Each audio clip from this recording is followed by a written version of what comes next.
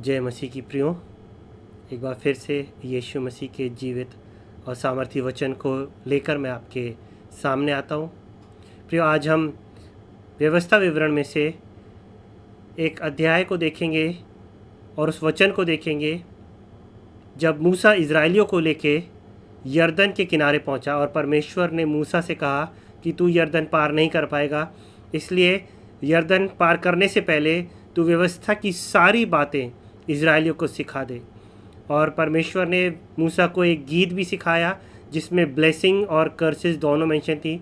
और इसको हम व्यवस्था विवरण 32 में पढ़ सकते हैं उस गीत को। और इस गीत को ख़त्म करने के बाद मूसा ने इज़राइली से कहा, for this word is not a idle word for you, indeed it is life for you. ये वचन तुम्हारे लिए खाली शब्द नहीं है, परंतु ये तुम्हारे लिए क्या है? जीवन है। और इसी के द्वारा तुम जीवित रहोगे और अपने जीवन के दिनों को लंबा कर पाओगे। शैतान यीशु मसीह के पास आया तो यीशु मसीह ने शैतान को क्या उत्तर दिया कि मनुष्य केवल रोटी से ही नहीं परंतु हर एक उस वचन से जो परमेश्वर के मुख से निकलता है जीवित रहेगा। यीशु मसीह व्यवस्था विवरण 8:3 को कोट करके शैतान को जवाब दे रहा था और वचन से वो शैतान को जवाब दे रहा था। कहता मनुष्य केवल वचन के द्वारा जीवित रहता है। प्रियो, यदि अगर हम निर्गमन 34 और उसका 28 पढ़ेंगे, जहाँ मूसा कहता है कि मैं 40 दिन 40 रात बिना खाए और बिना पानी पिए, बिना कुछ पिए परमेश्वर के साथ उस पर्वत के ऊपर रहा।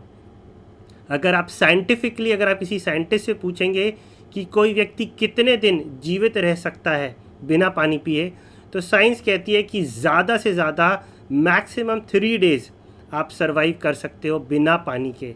लेकिन मूसा कितने दिन जीवित रहा? 40 डेज़। क्यों? क्योंकि परमेश्वर का वचन को वहाँ प्राप्त करा था। वो पर्वत के ऊपर क्या कर रहा था? He was receiving the word of God. वो परमेश्वर के वचन को ले रहा था और वही वचन उसके लिए जीवन था और वो जीवन उसको मिलता जा रहा था और इसीलिए वो जीवित था। इसीलिए व्यवस्था विवरण 30 और 20 में by obeying his voice and by holding fast to him this is your life and the length of your days. यदि तुम उसके शब्द को सुनोगे और उसकी आज्ञा को पूरा करोगे तो वो क्या तुम्हारे लिए जीवन है। His obedience to his voice is life.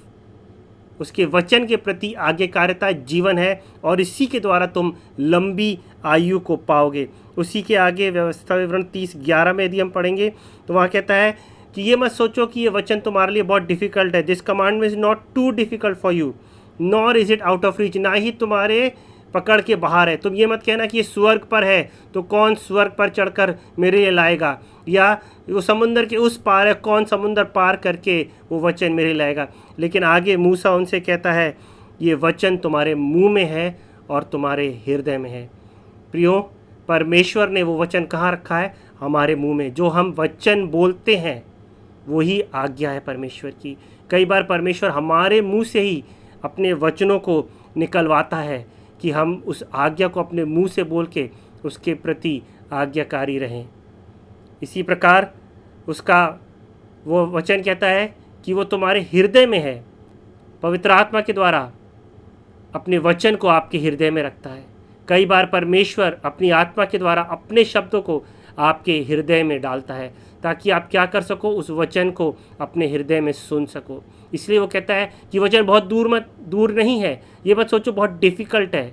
वो कहाँ है? तुम्हारे हृदय में है और तुम्हारे मुंह में। प्रियो, हमारे लिए भी आज्ञाकारिता कितनी दूर है? जितना दूर हमारे लिए हमारा हार्ट है और जितना दूर हमारे लिए हमारा मुंह है। वो हमारे हार्ट में है और वो हमारे मुंह पर भी है कि हम उसे प्रोक्लेम करते हैं और वही हमारे लिए जीवन है। यदि हम उसको प्रोक्लेम करते हैं तो उस पर हमें चलना भी है और जब हम उसको चलेंगे, वो इसीलिए कहता है इसको आइडल वर्ड्स मत समझो। प्रियो, जब भी कोई प्रचारक आता है हम सोचते हैं अरे अनदर सर्मन, अनदर वर्ड। नहीं प्रियो, वो खाली शब्द नहीं है, वो हमारे लिए जीवन है। यदि हम उसे जीवन के रूप में, जैसे हम रोटी को, कि जिसके द्वारा हम जीवित रहते हैं, हम रोटी को बहुत प्रेशियस समझते हैं। जब भूखे आदमी को अगर रोटी मांगो तो उसके लिए वो रोटी बहुत कीमती होती है, चाहे वो सूखी हो चाहे जैसी हो, वो उसे खाता है क्योंकि वो उसके लिए जीवन लाती है। इसी प्रकार परमेश्वर का वचन है। हम कभी वचन को हल्का ना समझे। परंतु वो वचन हमारे लिए जीवन है। यदि हम उसको, अगर हम हंग्री हैं उस वचन के लिए, वो हमारे लिए जीवन को लेके आएगा। परमेश्वर ने इसीलिए कहा कि रोटी से नहीं, परंतु आप परमेश्वर के वचन से जीवित रहोगे। इसलिए प्रियो, टेक दिस वर्ड सीरियसली। इस वचन को हमें सीरियसली लेना है और इसके प्रति ओबीडियंट रहना है, क्योंकि हमारे लिए जीवन है। और यदि हम जीवन चाहते हैं, इसीलिए प्रकाश व्यवस्था विवरण में मूसा फिर से कहता है, व्यवस्था विवरण में मूसा कहता है कि तुम्हारे सामने मैंने आशीष और श्राप दोनों रख दिए। इसलिए बी ओबीडियंट, आज्ञाकारी बनो और आशीषों को प्राप्त करो। प्रियो, हम अपने जीवन को चाहते हैं, बहुतायत का अगर आप जीवन चाहते हैं, आज्ञाकारी बनिए, वचन के प्रति आज्ञाकारी बनिए। मुझे बनना है, आपको बनना है, हम सबको बनना है। तभी हम उस बहुतायत के जीवन को जो हमारा परमेश्वर हमें देना चाहता है, हम रिसीव करने पाएंगे और उसके अच्छे गवाह बनने पाएंगे और एक अबंडेंट लाइफ को अपने जीवन से जीने पाएंगे। प्रभु आप सबको इस वचन के द्वारा आशीष दे। जय मसीह की।